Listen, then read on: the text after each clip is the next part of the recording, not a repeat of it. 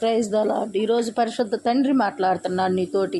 పరిశుద్ధ గ్రంథంలో యెషయా గ్రంథంలో 54:10 చూసినట్లయితే, పర్వతములు తొలగిపోయినను మెట్టలు తత్తరిల్లినను నా కృప నిన్ను వీడిపోదు, సమాధాన విషయమైన నా నిబంధన తొలగిపోదని నీ యందు జాలిపడు యెహోవా సెలవిచ్చుచున్నాడు. చూసారా దేవుడు వచనం ఎలా అద్భుతంగా ఉందో చూసారా. పర్వతములైన తొలగిపోతాయి అంట, కానీ నా దేవుని కృప మనల్ని ఎప్పటికీ విడిచిపెట్టదు. దేవుని నమ్ముకున్న వాళ్ళం దేవుని భక్తి ఎప్పుడు వృధా కాదు.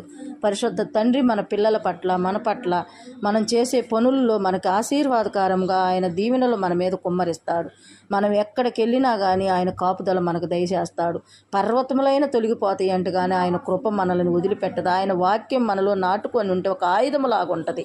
ఎప్పటికీ దేవుడు మనల్ని సమాధానకర్త అయ్యి ఉంటాడు. మన విషయంలో దేవుడు బిడ్డల్ని ఆదరించుతాడు, కాపాడుతాడు.